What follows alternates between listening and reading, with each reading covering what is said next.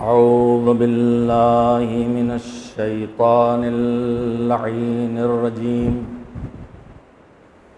بسم الله الرحمن الرحيم. الحمد لله رب العالمين والعاقبة للمتقين والجنة للمؤمنين والنار للملحدين. والصلاة والسلام على سيد الأنبياء والمرسلين سيدنا ونبينا وشفيعنا أبي القاسم محمد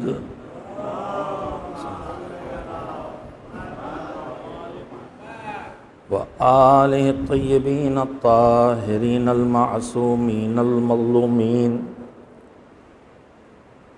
واللعنة الدائمة الباقية على أعدائهم أجمعين من الآن إلى يوم الدين.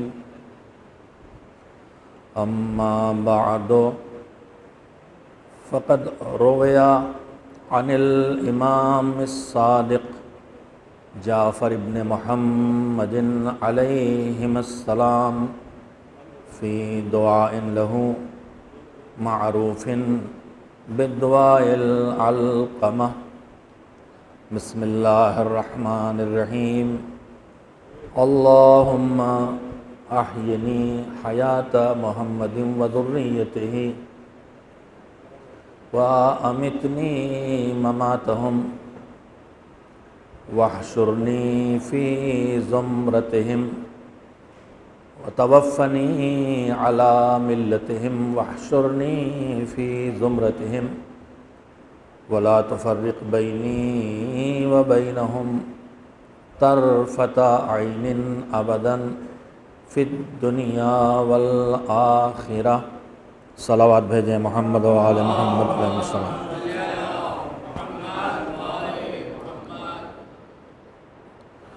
زیارت عاشوراء کے بعد جو دعا پڑھنے کے لیے بتائی ہمارے چھٹے امام حضرت جعفر صادق علیہ السلام نے، اس کے کچھ جملے ہیں، کچھ فقرے ہیں جن کی قرأت کرنے کا شرف روزانہ حاصل کرتا ہوں، جس میں زائر زیارت کر کے مالک سے یہ دعا کرتا ہے کہ پروردگار مجھے زندگی دے. کون سی زندگی؟ اپنے پیغمبر، اپنے حبیب حضرت محمد مصطفیٰ صلی اللہ علیہ وآلہ وسلم کی زندگی، اور ان کی ذریت اور ان کی آل کی زندگی. جیسے ان کی زندگی ہے ویسے ہی ہمیں زندگی دے، اور صرف ویسی زندگی نہیں چاہیے بلکہ جیسی ان کی موت تھی ویسی موت بھی مجھے عطا کر. مجھے موت بھی دے تو ویسی موت دے جیسے موت ان کو دی تھی، اور ان کو ایسی موت دی تھی کہ وہ تجھ سے راضی تھے اور تو ان سے راضی تھا. انہیں زندگی بھی ایسی دی تھی کہ جس کے لیے تو انہیں یہ بتایا ہے کہ ان کا کوئی عمل تو کبھی تیری مرضی کے خلاف ہو، اس کا تو کوئی امکان ہی نہیں، بلکہ تو نے ان کے لیے اعلان کیا ہے کہ وہ اگر کچھ کہتے بھی ہیں، ان کی زبان سے کوئی لفظ بھی نکلتا ہے تو وہ لفظ بھی بغیر تیرے طرف سے حکم آئے اور وحی کے آئے وہ بولتے بھی نہیں ہیں. تو نے گارنٹی لی ہے وما ينطق عن الهوى ان هو الا وحی یوحی. اپنے نبی کے لیے اور کلنا محمد کے اصول پر سب کی ضمانت، یہ الہی ضمانت ہے کہ وہ اپنی طرف سے کچھ نہیں کہتے، جو کچھ کہتے ہیں وہی کہتے ہیں جس بات کے کہنے کی اللہ کی طرف سے وحی آتی ہے۔ اور صرف اتنا نہیں ہے، ان کی زندگی ایسی زندگی ہے کہ جس زندگی کے لیے تو نے یہ بھی بتایا ہے کہ وہ کچھ کرتے نہیں ہیں تیری مرضی کے خلاف، کچھ کہتے نہیں ہیں تیری مرضی کے خلاف، بلکہ تو نے محمد و آل محمد علیہ السلام کی زندگی کی ضمانت اس طرح سے لی ہے کہ تو اعلان کرتا ہے وَمَا تَشَاءُونَ إِلَّا أَن يَشَاءَ اللَّهُ، وہ تو کچھ چاہتے بھی نہیں ہیں، بس وہی چاہتے ہیں جو مالک چاہتا ہے۔ تو جن کے کردار کی ضمانت اس طرح سے اللہ لے رہا ہے، پیغمبر گرامی اور ان کے اہل بیت علیہ السلام، کہ وہ کچھ کرتے نہیں ہیں اللہ کی مرضی کے خلاف، کچھ بولتے نہیں ہیں اللہ کی مرضی کے خلاف، اور نہ صرف اتنا بلکہ کچھ چاہتے بھی نہیں ہیں، ان کے دل میں چاہت بھی آتی ہے تو اسی چیز کی چاہت آتی ہے جو اللہ کی مرضی کے مطابق ہوتا ہے۔ اور جب وہ وہی چاہتے ہیں کہ جو اللہ کی مرضی کے مطابق ہوتا ہے تو پھر ان کی چاہت الہی فیصلوں سے بدلتی چلی جاتی ہے۔ اگر وہ اشارہ کر دیتے ہیں تو مٹی کی دیوار سونے کی ہو جاتی ہے، اگر ان کے بچے کہہ دیتے ہیں، فرمائش کر دیتے ہیں اور ان کی ماں وعدہ کر لیتی ہے تو پھر رضوان جنت سے درزی بن کے لباس لے کے آ جاتے ہیں، اس لیے کہ ان کی مرضی رضائے پروردگار ہے۔ ایک صلوات بھیجیں محمد و آل محمد۔ تو ان کی جیسی زندگی بھی دے، ان کی جیسی موت بھی دے۔ وَتَوَفَّنِي عَلَى مِلَّتِهِمْ، اور جب دنیا سے اٹھا تو اپنی ذمہ داریوں کو پورا کر کے میں اٹھوں اور ان کے مذہب پر اٹھوں، ان کے مسلک پر اٹھوں، ان کی ملت پر اٹھوں، ان کے دین پر اٹھوں، ان کے طریقے پر اٹھوں، اپنے ایجاد کردہ مذہب پہ عمل کرتا ہوا نہیں، رسم و رواج والے مذہب پہ عمل کرتا ہوا نہیں، سنے سنائے مذہب پہ عمل کرتا ہوا نہیں، اٹھوں تو وہ کرتا ہوا اٹھوں کہ جو انہوں نے ہمیں سکھایا ہے اور جو انہوں نے ہمیں بتایا ہے۔ اور اے مالک، جب اس دنیا سے چلا گیا، زندگی ان کی جیسی، موت ان کی جیسی، اور وفات کے وقت ان کی ملت، ان کے مذہب پر، ان کی ہدایات پر، ان کی سیرت پر، ان کی سنت پر چلا گیا، مگر ابھی بھی میرے کام باقی ہیں۔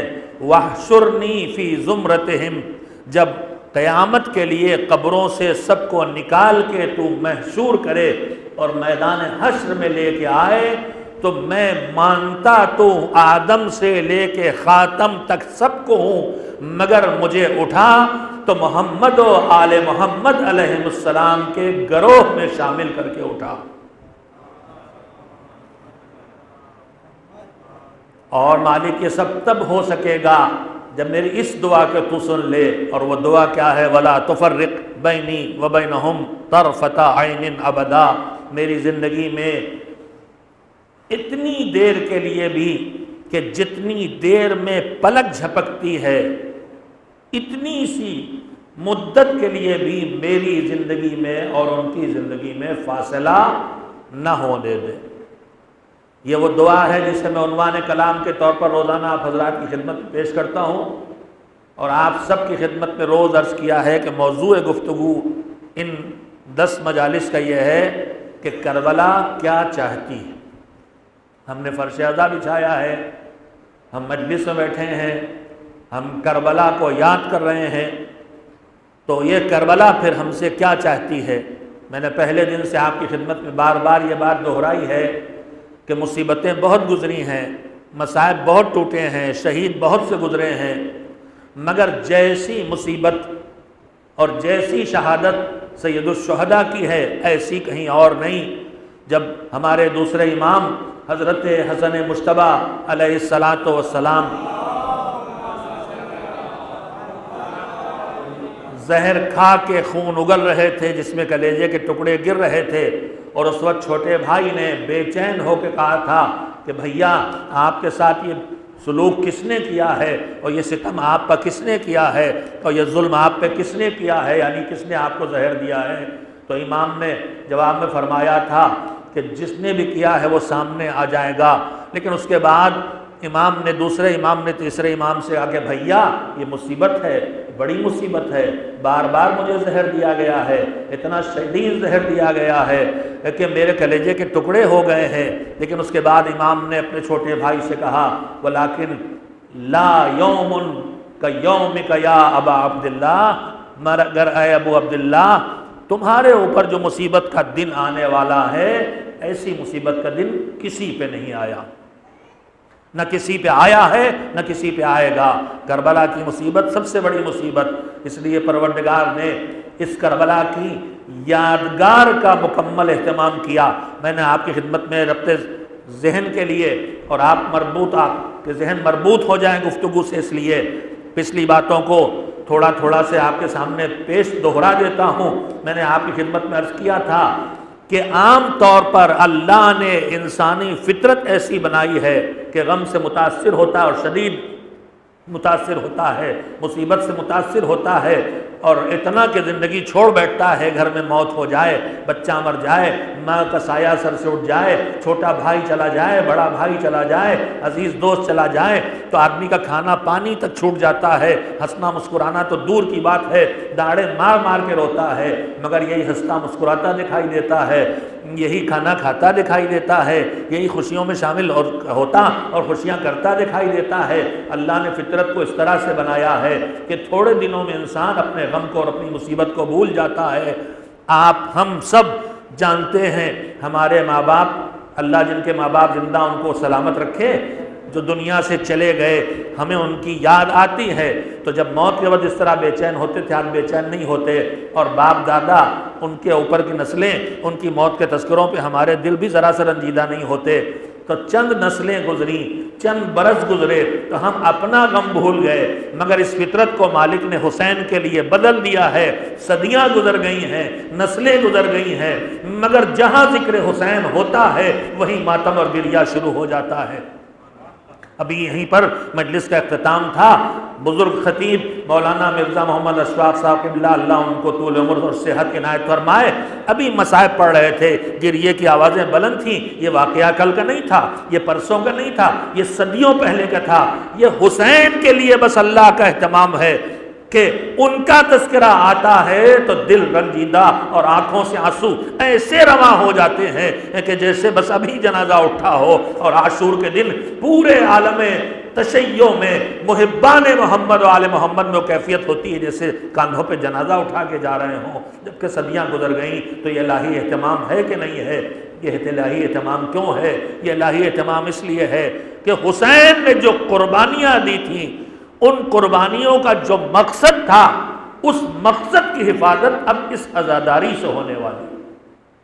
اللہ نے اس عزاداری کی بقا کا جو اہتمام کیا ہے، اس کے پیچھے راز کیا ہے؟ اس کے پیچھے راز یہی ہے کہ یہ عزاداری اسی مقصد کو پورا کرے گی اور کر رہی ہے جو مقصد حسین کی قربانی کا تھا۔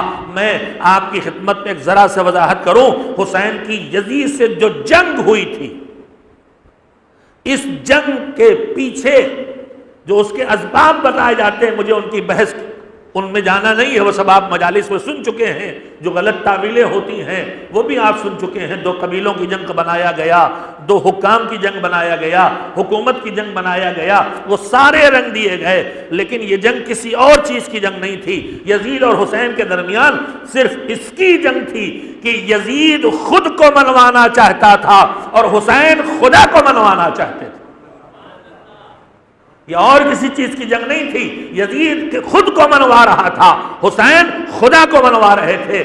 ظاہر بھی نگاہیں یہ دیکھتی ہیں کہ یزید حسین کا دشمن تھا۔ اب ذرا سے توجہ دیں تو ایک دقیق بات آپ کی خدمت میں عرض کروں، ظاہر بھی نگاہیں یہ دیکھتی ہیں کہ یزید حسین کا دشمن تھا، یزید حسین کا گلا کاٹنا چاہتا تھا، یزید حسین سے بیعت لینا چاہتا تھا، یزید حسین کی ولایت کا منکر تھا، یزید حسین کی امامت کا منکر تھا، یزید حسین کی خلافت کا منکر تھا، یزید حسین کو وصی خدا نہیں مان رہا تھا، یزید وصی رسول نہیں مان رہا تھا، یزید حسین کو ولی خدا نہیں مان رہا تھا۔ مگر بات صرف اتنی نہیں ہے میرے جوانوں، یزید صرف حسین کا دشمن نہیں تھا، یزید صرف حسین کی جان نہیں لینا چاہتا تھا، یزید صرف ولایت و امامت کو ختم نہیں کرنا چاہتا تھا۔ یزید کس کا دشمن تھا ذرا غور کرو، یزیدی حکومت کے 3 سال ہیں،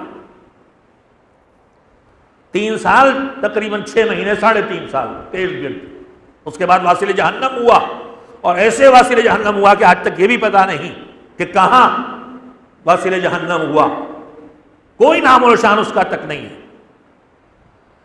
ان 3 برسوں کی تاریخ کیا ہے؟ سن 60 ہجری کے رجب میں اس کا باپ دنیا سے گیا، بظاہر 22 رجب یا 20 رجب 21 رجب، فوراً مطالبہ بیعت کیا، اور امام نے بیعت کا انکار کیا اور 28 رجب کو مدینہ چھوڑا، مکے تشریف لے گئے، مکے سے ذی الحجہ کی 8 تاریخ کو مکہ بھی چھوڑنا پڑا، اور اس کے بعد 2 محرم کو امام کربلا آ گئے، اور 10 محرم کو امام شہید ہو گئے، میں اپنے کنبے کے اور اپنے ساتھیوں کے۔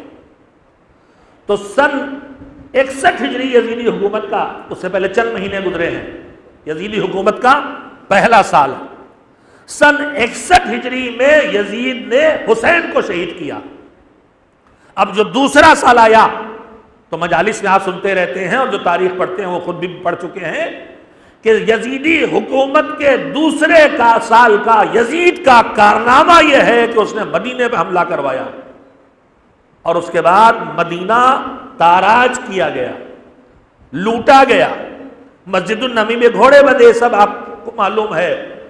3 دن کے لیے جو مذہب اور دین کو جاننے اور ماننے والے نہیں تھے، انہوں نے مذہبی لفظ استعمال کیے کہ 3 دن کے لیے مسلمان جو مدینے میں آباد ہیں، جو اصحاب نبی ہیں، جو حفاظ ہیں، جو عبادت گزار ہیں، سب ان میں شامل ہیں، یہ سارے کے سارے مسلمان ہیں، وہاں کوئی غیر مسلم نہیں ہے اور کوئی دشمن اسلام نہیں ہے، مگر 3 دن کے لیے ان کا جان، ان کی مال اور ان کی آبرو لشکر یزید پہ مباح کر دی گئی۔ آج IS کے نام سے، طالبان کے نام سے جتنے ظلم سامنے آ رہے ہیں، سب وہی ہیں جو لشکر یزید نے مدینے میں انجام دیے تھے۔ یہ وہی لشکر یزید ہے، یہ لشکر یزید ہے، یہ نہروان کے خوارج سے بھی آگے ہیں، یہ بالکل لشکر یزید ہے، وہی ظلم کا ان کا مزاج بھی ہے، ظلم کے مزاج کی وہی کیفیتیں ہیں جو اس وقت کے اس دور کے ظالموں کی کیفیتیں تھیں۔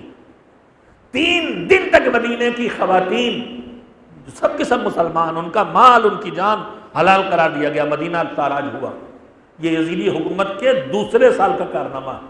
پہلے سال حسین شہید کیے گئے اور پیغمبر کا گھر لوٹا، دوسرے سال پیغمبر کا مدینہ اور پیغمبر کا شہر لوٹا۔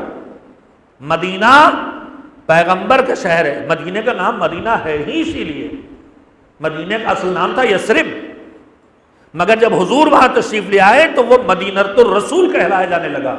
عربی میں مدینہ شہر کو کہتے ہیں، دنیا کا ہر شہر مدینہ ہے، مگر یہ پیغمبر کے شہر کہلا بنا اس طرح سے کہ مدینہ الرسول بھی کہنے کی ضرورت نہیں رہے گی، لفظ مدینہ کہتے ہی پیغمبر کا نام آتا ہے، دماغ میں خیال آتا ہے۔ تو پہلا سال حسین پہ حملہ، گویا امامت پہ حملہ، دوسرا سال مدینے پہ حملہ، مدینہ مرکز نبی، نبوت پہ حملہ، اور پھر حکومت کا تیسرے سال مصرف ابن عقبہ کے ذریعے خانہ کعبہ پہ حملہ ہوا، مکے پہ حملہ ہوا، عبداللہ ابن زبیر نے پناہ لی، اور نتیجہ ہوا کہ خانہ کعبہ پر اس وقت کی توپیں چلی، اور خانہ کعبہ کا پردہ جلا، اور خانہ کعبہ کی دیواریں ٹوٹی۔ 3 سال آپ میری طرف توجہ رکھیں تاکہ نتیجے تک ذہن پہنچ سکے۔ 3 سال یزیدی حکومت کے، میں نے ابھی عرض کیا تھا کہ حسین اور یزید کی جنگ، حکومت کی جنگ نہیں تھی، قبیلے کی جنگ نہیں تھی، خاندان کی جنگ نہیں تھی، دشمنی نکالنے کی جنگ نہیں تھی، یہ سب چیزیں شامل تھیں یزید کی نیت میں، لیکن اصل میں یزید کی جنگ حسین سے کاہے کی تھی؟ جو ایک جملے میں بات کہی ہے اس کی تشریح کر رہا ہوں۔ یزید کی حسین سے جو جنگ تھی، حسین نے جو یزید سے جہاد کیا، وہ جنگ اس کی تھی کہ یزید خود کو منوا رہا تھا اور حسین خدا کو منوا رہے تھے۔ اسی کی تشریح کر رہا ہوں۔ یزید حسین کا صرف دشمن نہیں ہے، پہلے سال کربلا میں حسین کو شہید کیا، امامت پہ حملہ کیا، دوسرے سال مدینے پہ حملہ کیا، نبی کے شہر پہ حملہ کیا، نبوت پہ حملہ کیا، تیسرے سال مکے پہ حملہ کیا جو مرکز توحید ہے، جہاں خانہ کعبہ ہے۔ تو اب مجھے کہنے دیجئے کہ یزید کے حکومت کے ان 3 برسوں میں 3 کرتوت ہیں۔ پہلا کرتوت یہ ہے کہ امامت پہ حملہ کیا، دوسرا کرتوت یہ ہے کہ نبوت پہ حملہ کیا، تیسرا کرتوت یہ ہے کہ مرکز توحید پہ حملہ کیا، بیت اللہ پہ حملہ کیا۔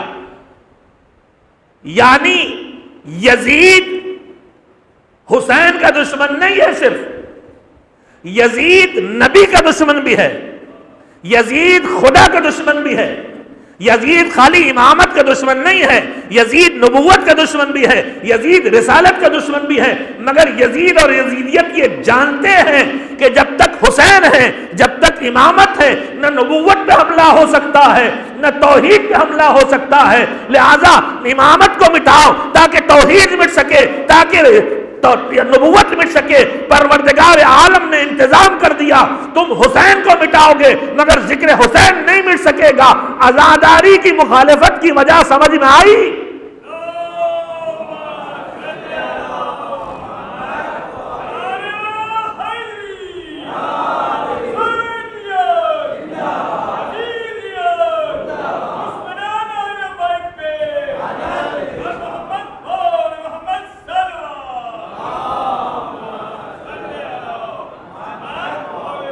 جیسے یزید کو معلوم تھا کہ جب تک امامت ہے تب تک نبوت پہ آنچ نہیں آ سکتی، تب تک توحید پہ آنچ نہیں آ سکتی، آج بھی دشمنان توحید کو، دشمنان نبوت کو یہ معلوم ہے کہ جب تک حسین کی عزاداری باقی ہے نہ نبوت کو مٹایا جا سکتا ہے، نہ الوہیت کو مٹایا جا سکتا ہے۔ اس لیے آج دشمن کی ساری طاقت عزاداری پہ لگی ہے۔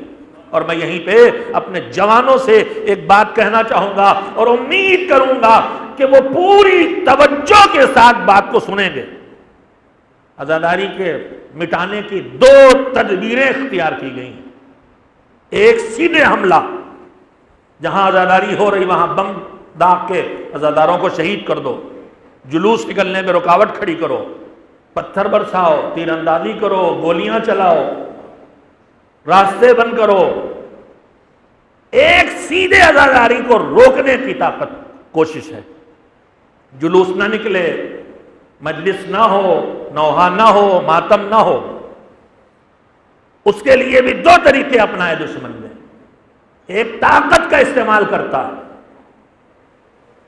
کہیں حکومت کی طاقت کا استعمال کرتا ہے، کہیں گنتی کی طاقت کا استعمال کرتا ہے، کہیں پیسے کی طاقت کا استعمال کرتا ہے، کہیں اسلحے کی طاقت کا استعمال کرتا ہے۔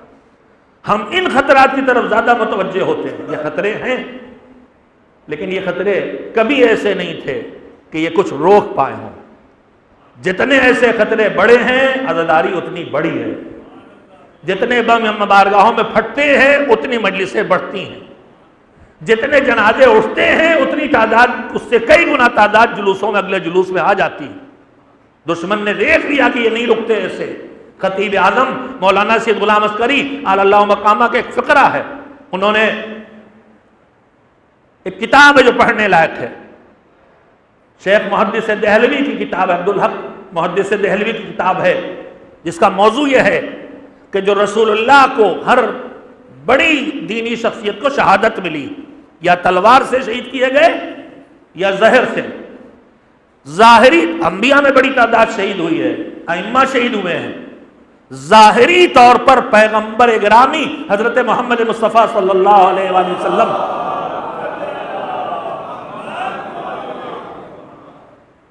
کی وفات ہوئی ہے، انہیں جنگ میں تلوار سے شہید نہیں کیا گیا، اور ظاہری طور پر انہیں زہر نہیں دیا گیا، البتہ بعض روایات کہتی ہیں کہ جنگ خیبر میں جو زن زہودیہ نے جو کھانا کھلانے کے عنوان سے زہر ملا کے بھیجا تھا اور ایک لقمہ لے کے پیغمبر نے اسے اگل تھوک دیا تھا، وہ اتنی دیر میں جو زہر کا اثر پہنچا اس سے وہ بیماری آئی پیغمبر میں اور پھر پیغمبر دنیا سے رخصت ہوئے۔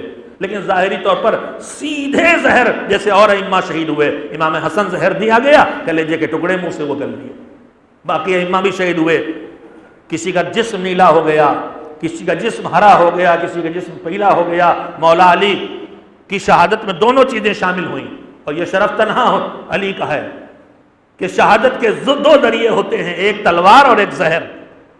دشمن کو اتنا ڈر تھا علی سے کہ جب شہید کیا ہے تو تلوار کو زہر میں بجھا کے شہید کیا ہے۔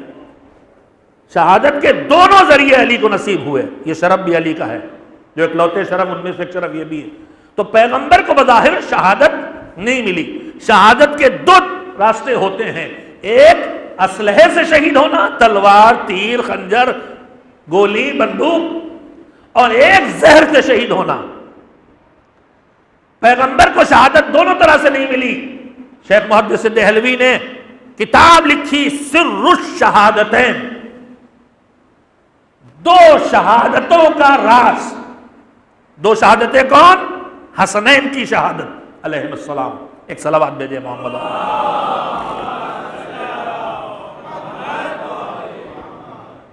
پیغمبر کے دو بیٹے جنہیں آیہ مباہلہ میں اللہ نے بیٹا کہا اور پیغمبر انہیں بیٹے کی جگہ لے کے گئے، ایک حسن اور ایک حسین۔ ایک کو زہر سے شہادت ملی، ایک کو تلوار سے شہادت ملی۔ ایک شہادت کہلاتی ہے جہری کھلی ہوئی اور ایک سری چھپی ہوئی۔ انہوں نے اس پورے کتاب میں ثابت کیا ہے کہ ان دونوں شہزادوں کو جو شہادت ملی ہے، یہی دونوں شہادتیں ہیں جو رسول اللہ کی شہادت بنی۔ یہ رسول اللہ کے جگر کے ٹکڑے تھے، ان کی شہادت رسول کی شہادت ہے۔ تو بہرحال میں جملہ عرض کرنا چاہتا تھا، وہ کتاب ترجمہ کر کے چھاپی گئی ہے، مولانا غلام عسکری اللہ مقامہ نے اس کا ترجمہ بھی کیا، اس پہ تمہید بھی مفصل لکھی، ادارۃ المکاتب سے چھپی، پڑھنے لائق کتاب ہے، آپ پڑھیں اسے۔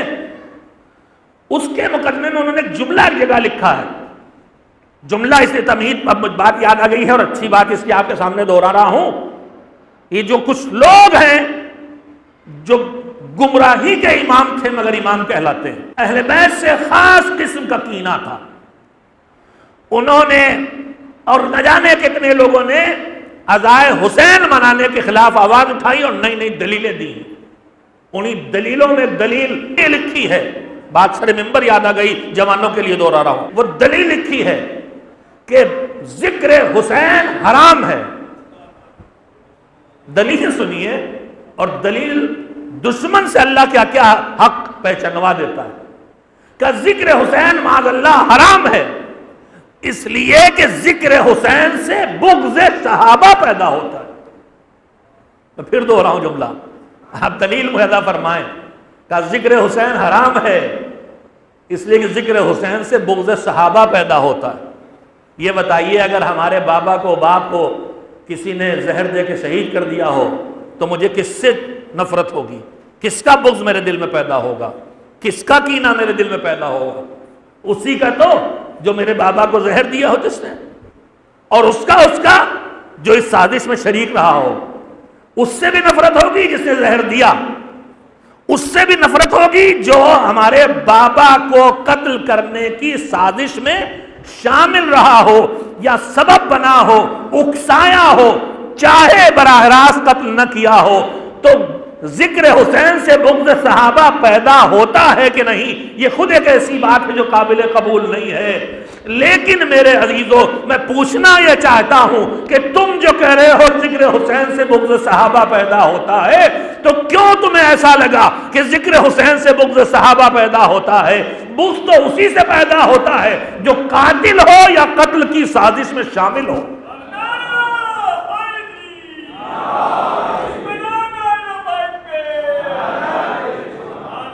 ہم نہیں کہتے کہ اصحاب رسول نے قتل کیا، آپ یہ کیوں کہہ رہے ہیں ایسی بات کہ بلا وجہ شک کی انگلی اٹھ کے وہاں تک جائے؟ کہ سیدھے نہیں تو کہیں نہ کہیں پیچھے سے تھے۔ تو میرے عزیزوں، بہرحال اسی کتاب میں خطیب اعظم جملہ یاد آیا جس کے طفیل میں اتنی باتیں جوانوں تک پہنچ گئیں، اسی کتاب میں خطیب اعظم نے لکھا عزاداری کو مٹانے کی چاہے جتنی مہم چلاؤ۔ اب بعض جملے ایسے ہو گئے ہیں جو آج کے جوانوں کو سمجھانا مشکل ہو جاتے ہیں۔ مہندی لگائی جاتی مستحب ہے، سنت ہے، مردوں کے لیے بھی ہے، عورتوں کے لیے بھی ہے، البتہ ایام عزا میں زینت خلاف عزا ہے، اس لیے ہر عزادار ہر وہ کام چھوڑ دیتا ہے جو سبب زینت ہو، اور ہر وہ روش اپناتا ہے جس سے غمزدگی کا اظہار ہو۔ اور میں یہی اپنے جوان بچوں سے اور بیٹیوں سے کہوں گا کہ تمہارے لباس بھی سادہ ہونا چاہیے، خالی کالا رنگ غم کا اظہار نہیں کرتا، لباس کی کیفیت بھی سادہ ہونا چاہیے، اس کا ماڈل بھی سادہ ہونا چاہیے، اس کا ڈیزائن بھی سادہ ہونا چاہیے۔ ایسا نہ ہو کہ میری بیٹیاں خالی کالے کپڑے پہن کے مطمئن ہو جائیں اور اس کے ڈیزائن روز چینج ہوں، روز کپڑے بدلے جائیں، مجالس میں روز نئے کپڑے، نئے کالے رنگ کے کپڑے پہن کر جانا نہیں، غمزدہ کی کیفیت ہونا چاہیے۔ اگر کسی کے گھر میں جنازہ رکھا ہو، سربم نہ ہوا ہو، چہلم نہ ہوا ہو، تو بیٹیاں اور بیٹے، بھائی اور خاندان کے لوگ کس طرح ہوتے ہیں، انہیں اپنے لباس کا ہوش و حواس نہیں ہوتا۔ اسی طرح ایام عزا میں یہ خالی کالے کپڑے پہن لینا کافی نہیں ہے، اس کے ساتھ سادگی ضروری ہے، لباس سے غمزدگی کا اظہار ہونا چاہیے۔ اگر لباس کا رنگ اڑ گیا ہے تو زیادہ اچھا ہے، وہ زیادہ اچھا ہے، جتنا سادہ ہے اتنا اچھا ہے۔ یہ باتیں ضروری ہو گئی متوجہ کرنا۔ کہیں کہیں ہم کچھ چیزوں کو دین سے بدل لیتے ہیں اور اس کی حکمت اور فلسفے کو نہیں سمجھ پاتے۔ خالی کالے کپڑے عزاداری کا اظہار نہیں ہے۔ کالے کپڑے تو آج کل بہت سی جگہوں پر شادیوں میں پہنے جاتے ہیں، خوشیوں میں پہنے جاتے ہیں، ڈنر سوٹ کالے ہوتے ہیں۔ اصل چیز ہے کہ ہمارے لباس سے اظہار غم ہو، ہماری کیفیت سے اظہار غم ہو۔ خدا نہ کرے ایسا نہ ہو کہ محرم سے پہلے بیوٹی پارلر والے کہیں کہ آج کل ہمارے ہاں آمد و رفت بڑھ جاتی، خدا نہ کرے ایسا نہ ہو۔ یہ عزاداری کی تیاری نہیں ہے۔ اللہ نے ملائکہ سماوات نازل کیے ہیں حسین کے غم کو منانے کے لیے۔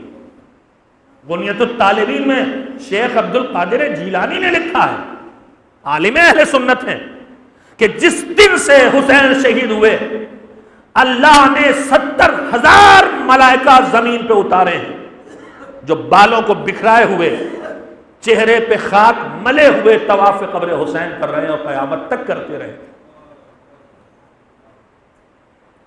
سنو دوستو، اللہ نے اپنا گھر بنایا اور اس سے طواف کو حکم دیا ہے، مگر اس طواف میں ایام حج میں بے حساب بھیڑ، عمرے کی خاص تاریخوں میں بے حساب بھیڑ، لیکن کبھی حالات بگڑ جائیں تو کسی وقت یہ بھی ممکن ہے کہ خانہ کعبہ میں کوئی طواف کرنے والا نہ ہو، مگر یہ اہتمام الہی ہے کہ میرا گھر طواف کرنے والے سے خالی رہ جائے تو رہ جائے، مگر قبر حسین کبھی طواف کرنے والوں سے خالی نہیں رہے گی۔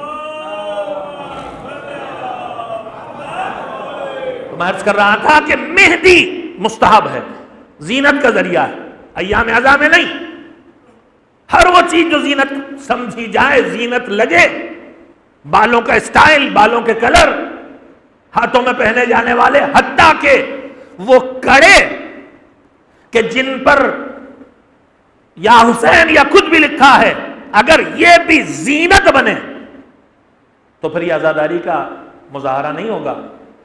اگر ان کو پہن کے مجھے لگے کہ میں اچھا لگ رہا ہوں اور یہ والا اچھا لگ رہا ہے تو اس کا مطلب یہ عزاداری کا ذریعہ نہیں رہ گیا، پھر ہماری نیت بدل گئی۔ میں بڑی غور کرنے کی بات کہہ رہا ہوں، کوئی صاحب فتوے فوراً نہ دینے لگے۔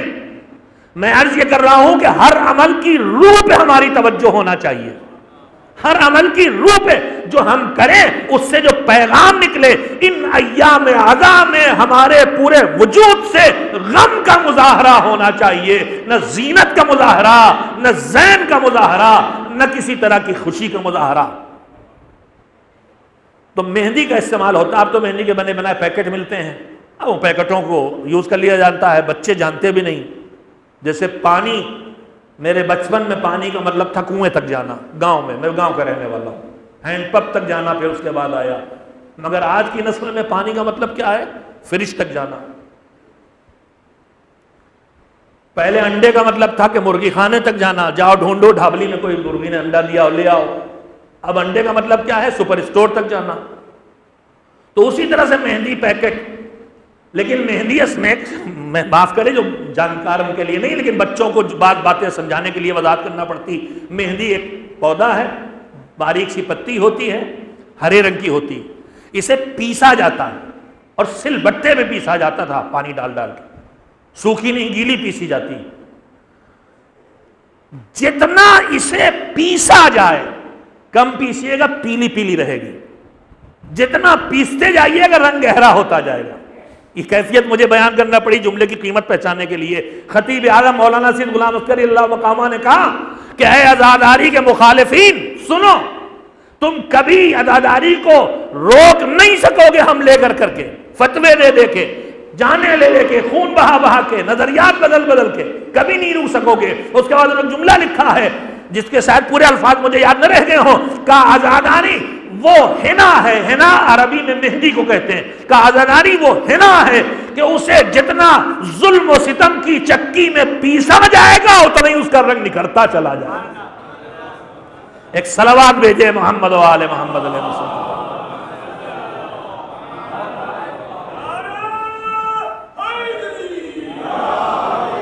یہ عزاداری توحید کی محافظ ہے، یہ عزاداری نبوت کی محافظ ہے، یہ عزاداری رسالت کی محافظ ہے، یہ عزاداری امامت کی محافظ ہے، یہ عزاداری نماز کی محافظ ہے، یہ عزاداری روزے کی محافظ ہے۔ حسین نے کربلا میں جہاد کر کے جو کچھ بھی بچایا تھا وہ سب یہ عزاداری بچاتی ہے۔ حسین نے دین بچایا تھا، دین کے 3 حصے ہیں، دین میں عقائد ہیں، توحید ہے، حسین نے توحید بچائی، حسین نے رسالت بچائی، امامت بچائی، قیامت کا عقیدہ بچایا، سب مٹ جاتا۔ حسین نے نماز بچائی، روزہ بچایا، حج و زکوٰۃ بچائی، صلہ رحم کا حکم بچایا، حسین نے اخلاقیات بچائے، حسین نے شجاعت کو بچایا، حسین نے سخاوت کو بچایا، پورا دین حسین نے بچایا۔ آج عزاداری سے دشمنی اسی لیے ہے کہ یہ عزاداری اس دین کی حفاظت کر رہی ہے۔ پھر خطیب اعظم کا ایک جملہ دہراؤں، اس سے اچھے جملے مجھے اس محفوظ کو پہنچانے کے لیے نہیں ملتے۔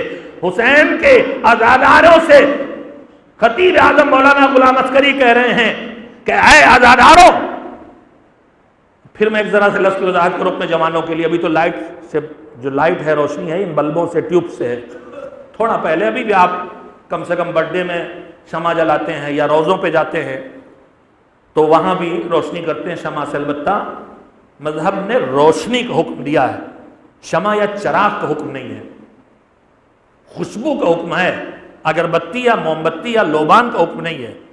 پھر وہی مسئلہ ہے کہ ہمیں حکمت حکم خدا سمجھنا چاہیے، کبھی کبھی حکمت ہمارے دماغوں چلی جاتی۔ فاتحے میں، روزوں پر، مسجد میں، جہاں بھی ہے معاملہ، خوشبو اور روشنی ہے۔ روشنی کا ذریعہ کل شہد کی مکھی کے چھتے سے نکالا ہوا موم تھا تو اس موم کی موم بتی شمع تھی۔ پھر روشنی کا ذریعہ مٹی کا تیل نکلنے سے پہلے چراغ سے، کڑوا تیل سرسوں کا تیل تھا، جہاں جس کو تیل نصیب اس سے جلاتا تھا۔ پھر مٹی کا تیل نکل آیا، اس سے شمع بن گئی، مٹی کے تیل کے چراغ کو لالٹینیں ہو گئی۔ تو یہ شمع یا چراغ، یہ چیزیں، یہ حکم خدا نہیں ہے۔ حکم ہے کہ کسی مومن کا انتقال ہو جائے تو رات میں اندھیرے میں اسے نہ رکھو، وہاں روشنی کرو۔ اب اس روشنی کا مطلب یہ نہیں کہ وہاں موم بتی جلاؤ، مسجد میں روشنی کرو تو اس روشنی کا مطلب نہیں کہ وہاں وہی موم بتی جلے جو 50 سال پہلے نصیب تھی، اب بلب آ گئے جلے گا۔ روزوں میں روشنی کرنا ہے، روشنی کرو، تو موم بتی نہیں، بلکہ ان درگاہوں پر جو موم بتیاں، ان باتوں کی طرف متوجہ کرنا لازمی ہو گیا ہے۔ ان درگاہوں پر جو موم بتیاں ہم جلا رہے ہیں، اگر اس درگاہ کی زمین کو، فرش کو، دیوار کو اس موم بتی کا دھواں سیاہ کر رہا ہے تو یہ وہ بیجا تصرف ہے جس کی ہمیں اجازت نہیں ہے۔ ہم اس وقت کو نقصان پہنچا رہے ہیں، ہم یہ نہیں کر سکتے۔ مسجدوں کی طاقوں میں لوگ موم بتیاں جلا دیتے ہیں، موم بتی جلانے کا کوئی حکم نہیں، روشنی کا حکم ہے۔ آپ جائیے درگاہ کے منتظم کے حوالے پیسے کیجئے کہ اگلے مہینے بجلی کے بل میں اتنے پیسے میرے شامل کر دیجئے، مسجد کے منتظم کے حوالے کیجیے، اتنے پیسے بجلی کا جو بل دیا جاتا ہے وہ پیسے مجھ سے لے لیجیے، یا فلاں جگہ روشنی کم ہے ایک بلب میری طرف سے وہاں لگوا دیجیے، آپ کی نیاز پوری ہوگی۔ تو نظر اور نیاز جو ہے وہ اس حکمت کے تحت ہونا چاہیے جو حکمت احکام الہی میں ہے۔ روشنی کا بہتر ذریعہ وجود میں آ گیا ہے، اسے اپنایا جائے گا۔ خوشبو کا بہتر ذریعہ وجود میں آ گیا ہے، اب ضروری نہیں ہے کہ جلوس اعضاء میں لوبان ہی جلایا جائے، جو اس سے بہتر خوشبو نکل آئی ہیں، اسپرے ہیں، دوسری چیزیں ہیں، وہ استعمال کی جائیں جو پائیدار ہیں، جو دیر تک باقی رہیں گے۔ تو میرے عزیزو، حکم خدا کی جو حکمتیں ہیں ان حکمتوں کو سمجھنا ضروری ہے، ورنہ ہوتا یہ ہے کہ حکمتیں چلی جاتی ہیں اور ظاہری شکل و صورت خالی باقی رہ جاتی ہے اور ہم پچھڑتے چلے جاتے ہیں۔ ایک صلوات بھیجیں محمد و آل محمد۔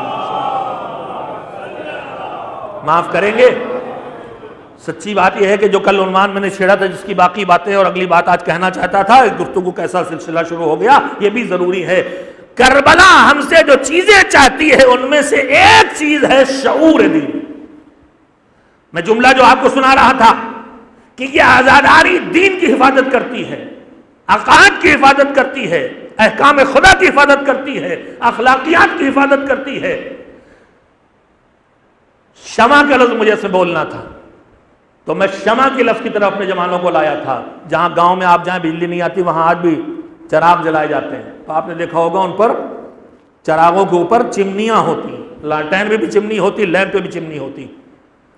یہ جو لگے ہوئے جگہ جگہ اب یہ صرف خوبصورتی کے لیے لگے، یہ فانوس کہلاتا ہے، لائٹ اس کے اندر چاروں طرف سے شیشہ، یہ اب تو ہوا سے نہیں بجھے گا، لیکن پہلے جب شمعیں جلتی تھی امام گاہوں میں سجاوٹ ہے تو شمعوں کو ہوا نہ بجھا پائے اس لیے اس کے لیے شیشہ لگایا جاتا تھا، وہ کہلاتا ہے فانوس۔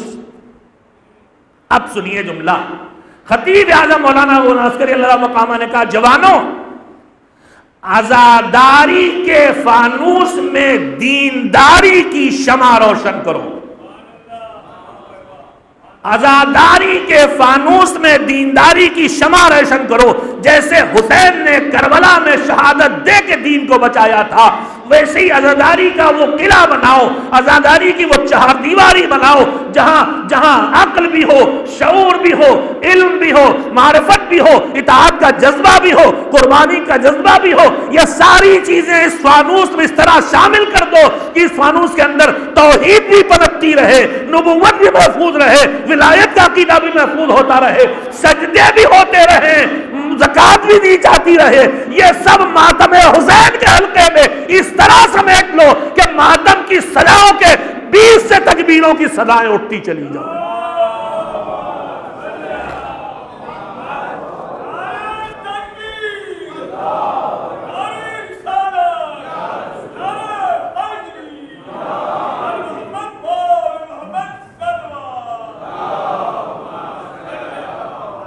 جب دشمن ناکام ہوتا ہے تو تدبیریں بدلتا ہے، طریقے بدلتا ہے، انداز بدلتا ہے، مار کے، خون بہا کے، قتل کر کے، جسموں کے ٹکڑے ٹکڑے کر کے جب نہیں جیتا تو رخ بدلا۔ اور سب سے پرانا دشمن ہمارا شیطان ہے۔ سورہ یاسین میں وہ اپنے چیلوں سے، اپنے شاگردوں سے، اور کبھی کبھی اس کے شاگرد اس کے استاد بن جاتے ہیں، کہیں کہیں ایسے شاگرد پال لیتا ہے کہ بعد میں ان کو اپنا استاد ماننے لگتا ہے۔ وہ سب آپ سنتے رہتے ہیں۔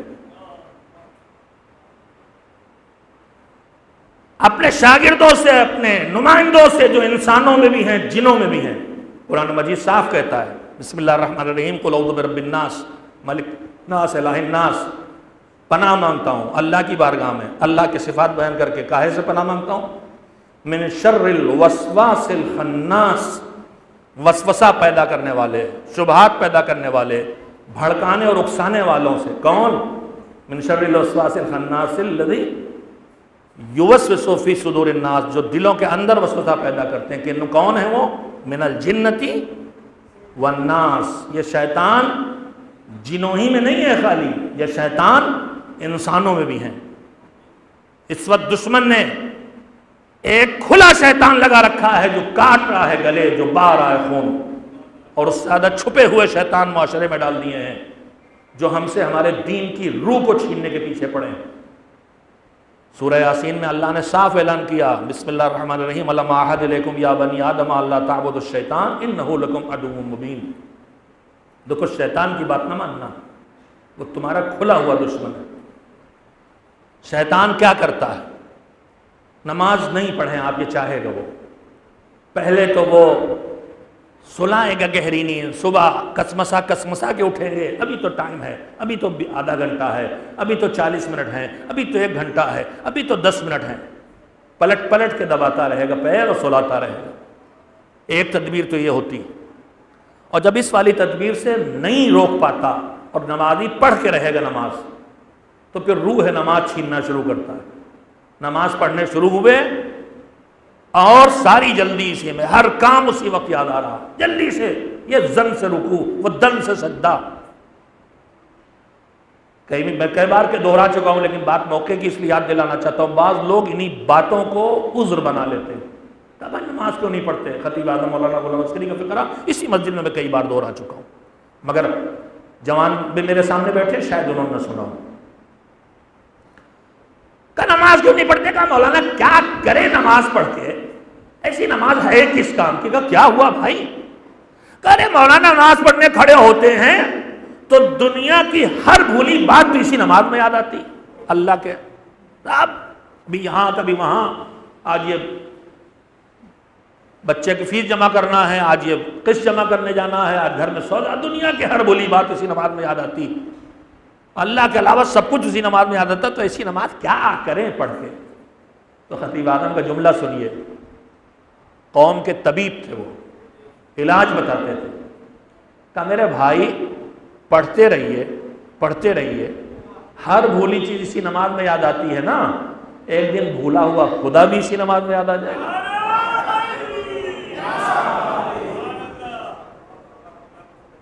میں نے یہ بات بھی یہیں سے کہی، پھر دوہرا رہا ہوں کہ مولا کائنات امیر المومنین حضرت علی بن ابی طالب علیہ السلام نے ہم کو سکھایا، کوالٹی مینٹین کرنے کا حکم ہے، لِيَبْلُوَكُمْ أَيُّكُمْ أَحْسَنُ عَمَلًا ہے۔ اللہ کہہ رہا ہے کہ ہم نے موت و حیات کو اس لیے خلق کیا تاکہ تمہیں دنیا میں صاحب اختیار بنا کے پیدا کریں، اور پھر دیکھیں کہ تم میں سب سے زیادہ اچھا عمل کرنے والا کون ہے۔ کوالٹی، مذہب میں کوانٹیٹی نہیں، کوالٹی کی ویلو ہے۔ مگر ایک جملہ یہاں پر عرض کرتا ہوں کہ کوالٹی کی ویلو کا مطلب یہ نہیں ہے کہ کوانٹیٹی کی کوئی قیمت نہیں ہے، جب کوانٹیٹی آتی ہے تبھی کوالٹی آتی ہے۔ کوئی اچھے شعر پیدائشی فوراً نہیں کہے گا، جب ہزاروں شعر مرزا غالب کہتے ہیں تو سینکڑوں شعر معیاری بنتے ہیں، جب ہزاروں مجلسیں کوئی خطیب پڑھتا ہے تب وہ خطیب اکبر اور خطیب اعظم کہلاتا ہے۔ تو کوالٹی کوانٹیٹی سے آتی ہے، یاد رکھنا، لیکن مذہب میں اصل قیمت کوالٹی کی ہے، کوانٹیٹی کی نہیں ہے۔ مگر کوالٹی آئے گی جب کوانٹیٹی سے آئے گی، کثرت کار سے آدمی کام سیکھتا ہے۔ پہلی تصویر کبھی اچھی نہیں بنے گی، بناؤ گے تو ایک دن اچھے آرٹسٹ بنو گے، تو پہلی نماز کبھی نہیں ہوگی، پڑھتے رہو گے، ایک دن وہ نماز ہو جائے گی جو اللہ کو پسند آ جائے گی۔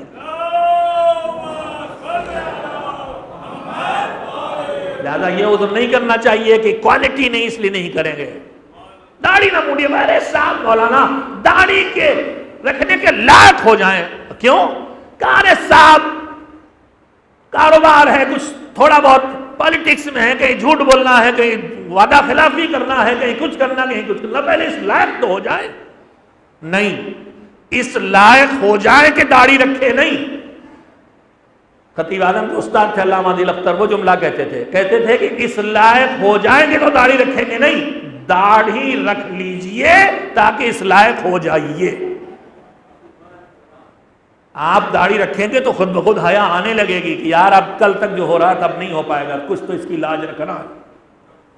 تو یہ عذر نہیں چلیں گے۔ مولا کائنات نے اسی طرف متوجہ کیا ہے۔ کئی چیزیں مولا نے ایک روایت جو میں پیش نظر میں کئی چیزیں گنائی، ان میں ایک جملہ یہ بھی سنایا کہ تم 5-6 چیزیں ہیں، ان میں سے ایک چیز یہ جو میرے موضوع متعلق ہے کہ تم ویسی عبادت کرنا چاہو گے جیسی عبادت اللہ کو پسند آ جائے۔ ایسی نماز پڑھ لیں، ایسا روزہ رکھ لیں، ایسی تلاوت کریں، ایسی دعا پڑھیں، ایسی توبہ کریں، ایسی مجلس ہو، ایسا گریا ہو، ایسا ماتم کریں کہ تم وہ عبادت کرنا چاہو گے جو اللہ کو پسند آ جائے، مگر نہیں کر پاؤ گے۔ مگر جیسی کر سکتے ہو ویسی کرتے رہو، جیسی کرنا چاہتے ہو ایک دن ویسی کر ڈالو گے۔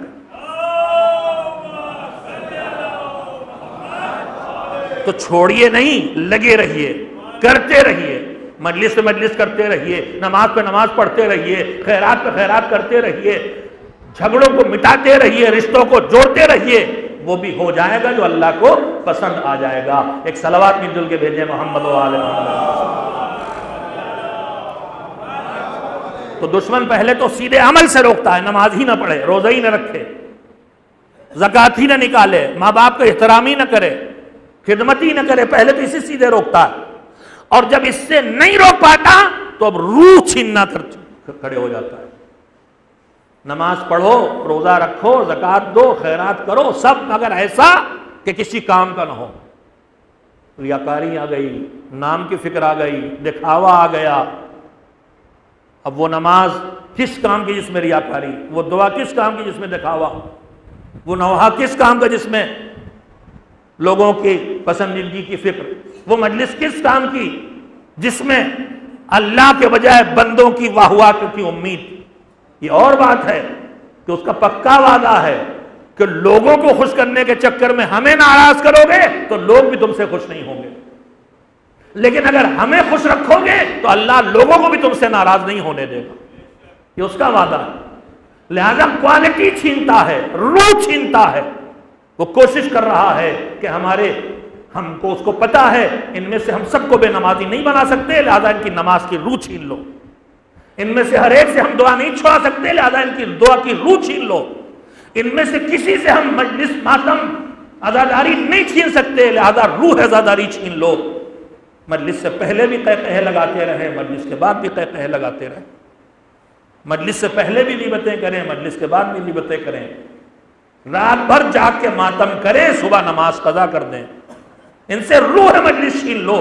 کربلا ایثار سکھا رہی ہے، ان کو ایثار بھول جائیں، یہ انہیں خیال نہ ہو کہ ہمیں مجلس میں آنا ہے تو کسی کو کوئی تکلیف ہم سے نہیں ہونا چاہیے، ہمیں جلوس میں جانا ہے تو کسی کو کوئی اذیت ہم سے نہیں ہونا چاہیے۔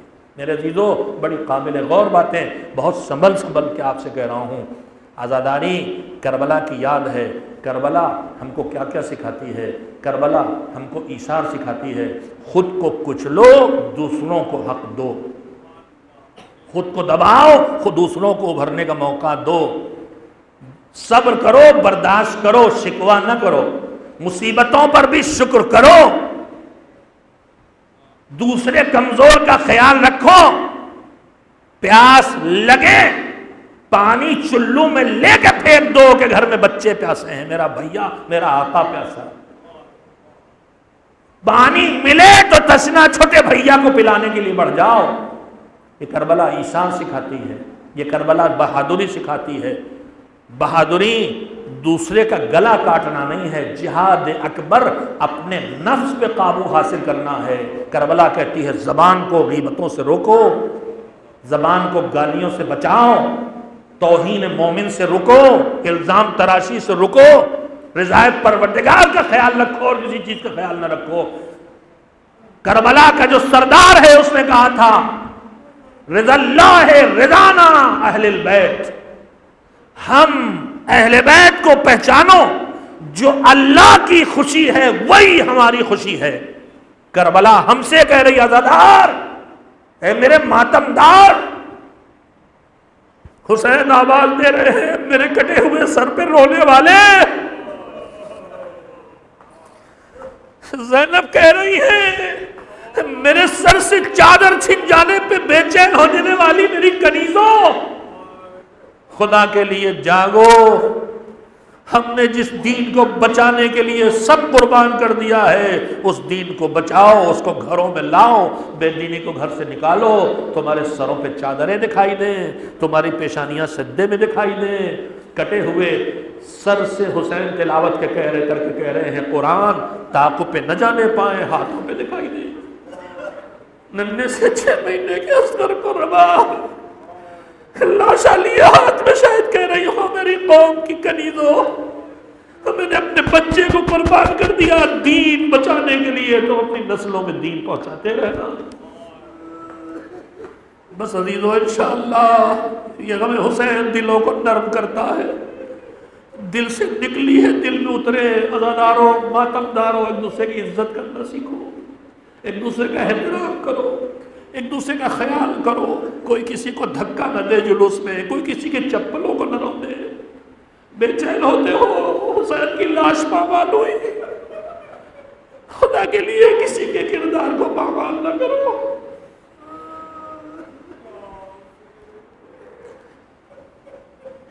اللہ ہم سب کو قوت دے، توفیق دے، طاقت دے، کربلا والوں کی کچھ جھلکیاں ہمارے اندر آ جائے، کچھ قربانی کا جذبہ، کچھ نفس پہ قابو، کچھ ایثار، کچھ اپنا لٹانے کا شوق۔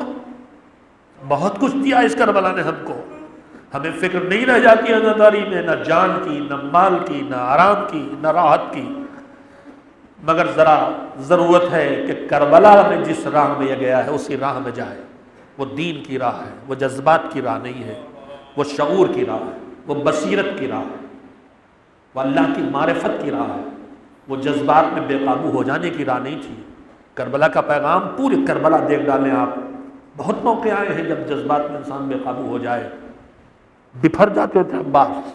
یہ ہم خطبہ پڑھتے ہیں، مگر عباس ہمیشہ امام کے مطیع تھے، کسی ایک لمحے بھی امام کی اطاعت سے ایک سرے منہ بھی آگے نہیں بڑھے کبھی۔ بس عزیزو آج گزر گئی 4 محرم، میں نے سوچا تھا کربلا میں، کل میں نے آپ سے جملے کہے تھے، وقت ختم ہو گیا ہے، کل بات کروں گا اگر ممکن ہوا۔